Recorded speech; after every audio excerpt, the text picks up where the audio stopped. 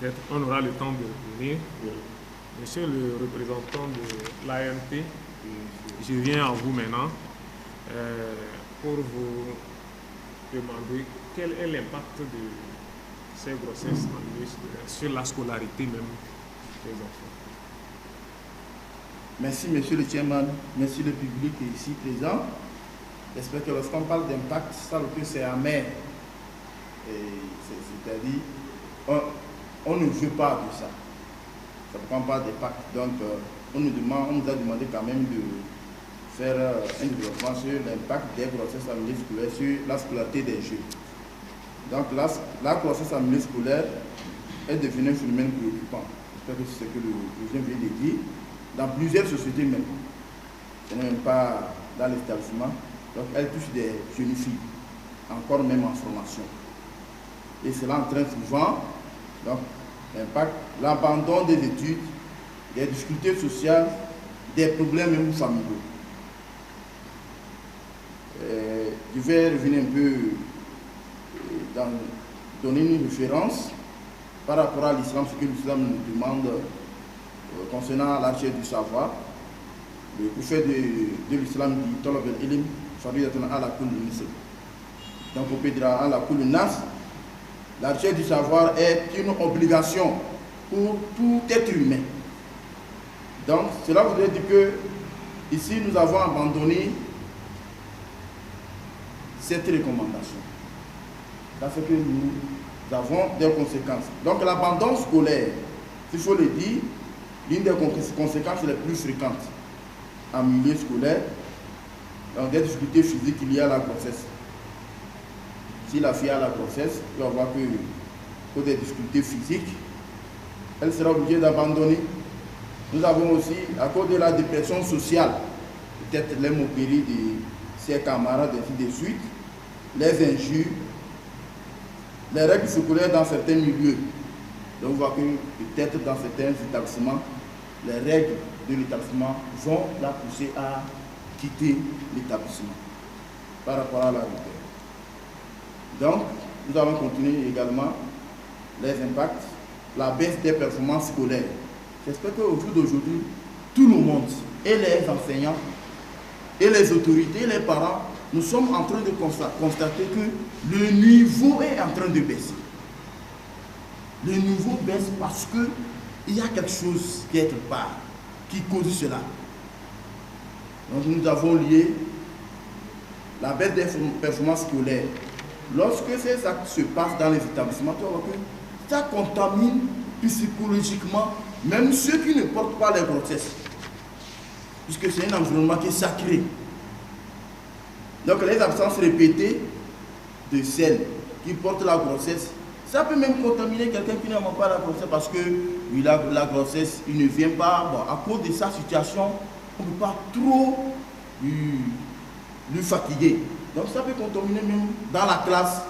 Donc celle-ci ne vient pas tout le temps parce qu'on lui fait quelque chose. Donc voilà, diminution de la concentration. Donc une baisse des résultats scolaires. Maintenant, au niveau de la société, impact social. Nous avons le rejet de la société. Les filles qui portent les grossesses, qui voient des injures. Les conflits familiaux. Ça peut même créer des problèmes entre le mari et sa femme. Entre même peut-être le papa et les oncles de la fille. Donc, ça crée des conflits au niveau de nos familles. Il y a également la pauvreté. Parce que la fille qui porte la grossesse, c'est une autre personne qu'on entend dans la famille. Et la charge de ces deux personnes, ce sera encore compliqué. Et il faut voir aussi dans nos familles, quel est le revenu de nos familles. Ça augmente la pauvreté. Maintenant, impact psychologique que nous avons essayé de dire ici. Nous avons aussi la honte, le stress, la dépression, perte de confiance. La plupart de certaines filles qui portent les grossesses vont perdre en même temps la confiance de pouvoir continuer d'être peut-être quelqu'un qui peut sauver les autres un jour. Ça veut dire que ça va handicaper la vie de ces personnes. Nous avons également la responsabilité précoce. puisque lorsque vous amenez un enfant au monde, catégoriquement, vous allez être responsable. Et l'homme et la fille qui a accouché, et celui qui a donné la grossesse, tous, obligatoirement, doivent devenir des responsables, quelle que soit leur situation dans laquelle ils sont. Ils sont déjà maîtres de leur vie, ils sont apprenants. Ils sont appelés à gérer leurs dépenses, à s'occuper du nouveau-né, puisque c'est obligatoire, c'est eux qui ont amené l'enfant. À travers eux, l'enfant est arrivé. Et la fille et le garçon qui a donné la grossesse. Nous allons aussi toucher au niveau de la propagation de l'immoralité. C'est ce qui attire plus mon intention dans mon intervention ici. Donc si le phénomène devient fréquent, il peut affaiblir les valeurs morales de la société. C'est ce que nous constatons aujourd'hui. Avant, c'est ce que le projet vient de nous souligner. Lorsqu'on constate qu'une fille porte une grossesse, c'est difficile qu'elle s'affiche. C'est difficile que la personne s'affiche. Mais au jour d'aujourd'hui, c'est devenu un mode de vie. Celle qui porte la grossesse, on ne connaît pas si elle est déjà fiancée ou mariée, mais ça ne dit rien à ces jeunes filles qui portent la grossesse aujourd'hui. Est-ce que le professeur a touché ce point-là? Maintenant, cela veut dire que notre morale est touchée. Les valeurs de l'être humain sont en train de revenir en arrière. Le pourquoi Dieu a créé l'être humain, l'homme est en train de perdre ses valeurs. Vous voyez qu'à l'heure actuelle, nous constatons entre nous les actes des animaux parmi nous les êtres humains. Les actes des autres créatures que Dieu nous a demandé d'utiliser pour mieux vivre. Tu vois que c'est ce qui est un peu récurrent, c'est ce qui est touchant. Donc nous sommes des religieux au niveau de l'islam. Le messager de l'islam nous dit que Dieu veut qu'on préserve certaines valeurs.